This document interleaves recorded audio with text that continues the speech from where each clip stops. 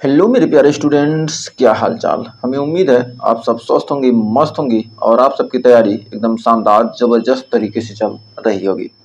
तो स्वागत है एक बार फिर से बहुत ही शानदार जबरदस्त यूपी ट्रिपल एससी एनएम के फीमेल हेल्थ वर्कर के नर्सिंग क्लास में एकदम शानदार तरीके से पढ़ रहे हैं मिडवाइफरी का लेक्चर नंबर 114। पिछले वर्ष के टॉप 30 क्वेश्चन के साथ इन 30 क्वेश्चन के आंसर देने की कोशिश जरूर कीजिएगा। तो आइए शुरुआत करते हैं और लास्ट में कमेंट में बताइएगा कि आपके कितने क्वेश्चन सही हुए। तो इसी के साथ साथ यदि आप यूपी एनएम के साथ साथ बिहार, राजस्थान, झारखंड किसी भी स्टेट एनएम की तैयारी कर रही हैं तो ये सेशन आपके लिए भी ये महत्वपूर्ण होने वाला है।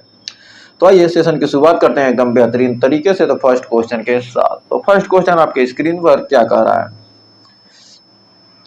कह रहा कौन सी भ्रूण प्रस्तुति प्रसव में अवरोध का सबसे सामान्य कारण बनती है? ब्रो प्रेजेंटेशन या भ्रूक प्रस्तुति, या वर्टेक्स प्रेजेंटेशन, या फेस प्रेजेंटेशन, या ब्रीच प्रेजेंटेशन। तो कह कौन सी भ्रूण प्रस्तुति प्रसव में अवरोध का सबसे सामान्य कारण बनती है? तो हमारा राइट आंसर हो जाएगा ब्रो प्रेजेंटेशन, भ्रूक प्रस्तुति। ब्रो प्रेजेंटेशन में व्यास सबसे बड़ा होता है जिससे समान प्रसव कठिन या असंभव हो जाता है। नेक्स्ट, अगला क्वेश्चन देखिए क्या कर रहा है। कह रहा कौन सा श्रोणी प्रकार सामान्य प्रसव के लिए सबसे उपयुक्त है? एंड्राइड, एंथ्रोपॉइड, गायनेकॉइड या प्लेटिपेलाइड। तो कह रहा है कौन सा श्रोणी प्रकार सामान्य प्रसव के लिए सबसे उपयुक्त है? तो सामान्य प्रसव के लिए सबसे उपयुक्त हमारा होता है क्या? गायनेकॉइड। गायनेकॉइड गायनेकॉइड पेल्विस महिलाओं में सबसे सामान्य और प्रसव के लिए अनुकूल होती है। नेक्स्ट, तो अगला क्वेश्चन देखिए क्या कर रहा है। कह रहा शीर्ष प्रस्तुति में कौन सी स्यूचर लाइन महसूस होती है? फ्रंटल, कोरोनल, सैजिटल या लैम्बेडॉइड। तो कह रहा शीर्ष प्रस्तुति में कौन सी स्यूचर लाइन महसूस होती है? तो हमारा हो जाएगा सैजिटल, सैजिटल। कह रहा वर्टेक्स प्रेजेंटेशन में सैजिटल स्यूचर ग्रीवा मार्ग में प्रमुख रूप से क्या होता है? दिखाई देता है। क्या होता है? ग्रीवा मार्ग में प्रमुख रूप से दिखाई देता है। नेक्स्ट, अगला क्वेश्चन देखिए कह रहा डायगोनल कॉन्जुगेट मापने के लिए कौन सा उपकरण प्रयोग किया जाता है? पेल्वीमीटर, योनि स्पेकुलम, गर्भाशय ध्वनि या कैथेटर। तो कह रहा डायगोनल कॉन्जुगेट मापने के लिए कौन सा उपकरण प्रयोग किया जाता है? तो हमारा राइट आंसर हो जाएगा पेल्वीमीटर, पेल्वीमीटर। तो डायगोनल कॉन्जुगेट मापने के लिए कौन सा उपकरण उपयोग किया जाता है? पेल्वीमीटर। पेल्वीमीटर का उपयोग श्रोणी के विभिन्न व्यासों को मापने के लिए किया जाता है। तो बढ़ते हैं आगे। तो अगला क्वेश्चन देखिए क्या कर रहा है। अगला क्वेश्चन कह रहा है गर्भावस्था में उच्च रक्तचाप, सूजन और मूत्र में प्रोटीन की उपस्थिति किस स्थिति में होती है? गर्भावस्था में उच्च रक्तचाप, सूजन और मूत्र में प्रोटीन की उपस्थिति किस स्थिति में होती है? एक्लेम्सिया या अपरा प्लेसेंटा प्रीविया या एब्रप्टियो प्लेसेंटा या हेल्प सिंड्रोम। तो कह रहा है गर्भावस्था में जो हाई ब्लड प्रेशर है, उच्च रक्तचाप, सूजन और मूत्र में प्रोटीन उपस्थित किसके कारण होती है? किस स्थिति में होती है? एक्लेम्सिया की स्थिति में होती है। एक्लेम्सिया में प्रीक्लेम्सिया के लक्षणों के साथ दौरे भी होते हैं। तो बढ़ते हैं छठे क्वेश्चन की तरफ। तो छठा क्वेश्चन देखिए क्या कर रहा है। कर सामान्य अपरा का वजन कितना होता है? 200 ग्राम, 300, 500, 800। तो जो हमारा नॉर्मल वेट ऑफ प्लेसेंटा मतलब सामान्य वजन, अपरा का सामान्य वजन क्या होता है? तो राइट आंसर हो जाएगा हमारा 500 ग्राम, यानी 500 ग्राम। सामान्यतः अपरा का वजन क्या होता है? 450 से 550 ग्राम तक होता है, यानी 500 ग्राम मान सकते हैं। नेक्स्ट, कह रहा है प्रसव के लिए कौन सी भ्रूण स्थिति सबसे अनुकूल होती है? ऑक्सीपिटो पोस्टेरियर या ऑक्सीपिटो इंटीरियर या अनुप्रस्थ ट्रांसवर्स या ब्रीच नितंब। तो कह रहा प्रसव के लिए कौन सा भ्रूण स्थिति सबसे अनुकूल होती है? तो हमारा हो जाएगा ऑक्सीपिटो एंटीरियर, ऑक्सीपिटो एंटीरियर। इस स्थिति में भ्रूण का सिर आसानी से श्रोणि से क्या होता है, गुजरता है। तो बढ़ते हैं अगले क्वेश्चन की तरफ। तो अगला क्वेश्चन कह रहा है असंगत का पता लगाने के लिए RH असंगत का पता लगाने के लिए कौन सी जांच की जाती है। RH इनकैपेटिबिलिटी का पता लगाने के लिए कौन सी जांच की जाती है, कुम्स टेस्ट या VDRL टेस्ट या टार्च टेस्ट या ट्रिपल टेस्ट। तो कह रहा है RH असंगत का पता लगाने के लिए कौन सी जांच की जाती है। तो हमारा राइट आंसर होगा कुम्स परीक्षण। कुम्स परीक्षण कुम्स परीक्षण RH एंटीबॉडीज की उपस्थिति की क्या करता है, पुष्टि करता है। नेक्स्ट अगला क्वेश्चन कर रहा है गर्भावस्था को बनाए रखने वाला हार्मोन कौन सा है, एस्ट्रोजन, प्रोजेस्टेरॉन, रिलैक्सिन या ऑक्सीटोसिन। तो गर्भावस्था को बनाए रखने वाला कौन सा हार्मोन है, तो गर्भावस्था को बनाए रखने वाला हमारा हार्मोन होता है प्रोजेस्टेरॉन। यह गर्भाशय की आंतरिक परत को बनाए रखता है और संकुचन को क्या करता है, रोकता है। तो बढ़ते हैं अगले क्वेश्चन की तरफ।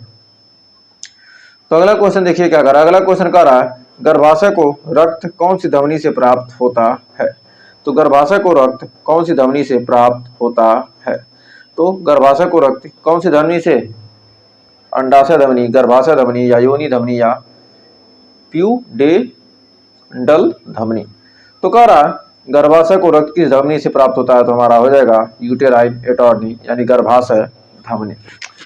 गर्भाशय धमनी इंटरनल इलियक से निकलकर गर्भाशय को क्या करती है, रक्त प्रदान करती है।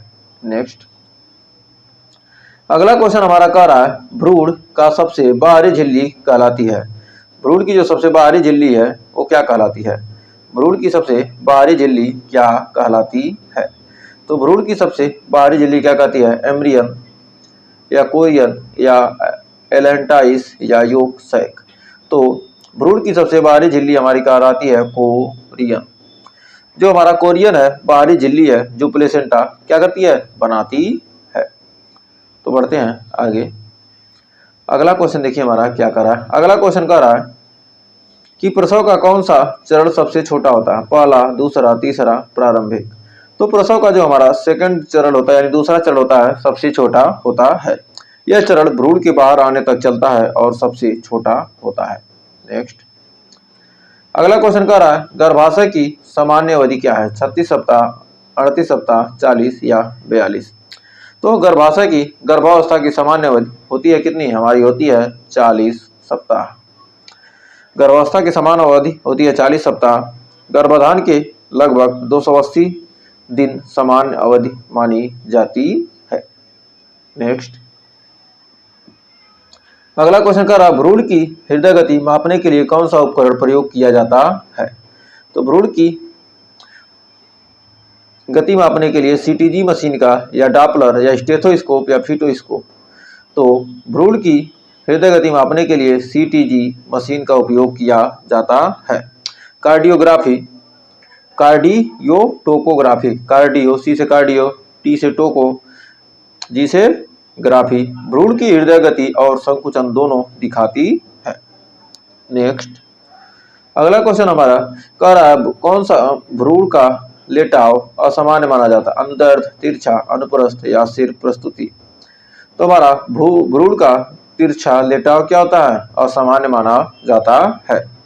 ऑब्लिक लाई मतलब क्या, तिरछा लेटा हुआ में ऑब्लिक लाई में भ्रूण श्रोणि में सीधा नहीं होता है जिससे प्रसव में क्या होता है, जटिल होता है या जटिलता होती है। नेक्स्ट यदि आपको सेशन पसंद आ रहा तो सेशन को जल्दी से क्या कर दीजिए, एक छोटा सा लाइक, एक छोटा सा शेयर और एक छोटा सा कमेंट। और चैनल को अभी तक नहीं किए हैं सब्सक्राइब तो सब्सक्राइब भी जरूर कर लीजिए। तो आइए बढ़ते हैं अगला क्वेश्चन क्या कर रहा है। कर स्त्री प्रजनन तंत्र में निषेचन का सबसे सामान्य स्थान कौन सा है, अंडाशय, गर्भाशय, फैलोपियन ट्यूब की एम्पुला या इस्थमस। तो क्या रहा है, स्त्री प्रजनन तंत्र में निषेचन का सबसे सामान्य स्थान कौन सा है। निषेचन का सबसे सामान्य स्थान होता है फैलोपियन ट्यूब की एम्पुला। निषेचन सामान्यतः एम्पुला भाग में होता है क्योंकि वहीं शुक्राणु और अंडाणु क्या होते हैं, मिलते हैं। एम्पुला में ही क्या होते हैं, शुक्राणु और अंडाणु मिलते हैं। तो बढ़ते हैं आगे। अगला क्वेश्चन का प्राथमिक एमेनोरिया का मुख्य कारण क्या है, गर्भावस्था, टर्नर सिंड्रोम, पीसीओएस या तनाव, स्ट्रेस। तो कह रहा प्राथमिक एमेनोरिया का मुख्य कारण क्या है, तो हमारा राइट आंसर हो जाएगा टर्नर सिंड्रोम। कह रहा टर्नर सिंड्रोम यानी 45XO में अंडाशय अविकसित रहते हैं जिससे मासिक धर्म शुरू नहीं होता। टर्नर सिंड्रोम में क्या होता है, अंडाशय क्या होते हैं, अविकसित होते हैं, अविकसित रहते हैं जिससे मासिक धर्म क्या होता है, शुरू नहीं होता है। नेक्स्ट अगला क्वेश्चन कह रहा है कौन सी अपरा असामान्यता प्रसवोत्तर रक्तस्राव का कारण बनती है, placenta previa, placenta accreta, abruptio placenta या सर्कुमवैलेट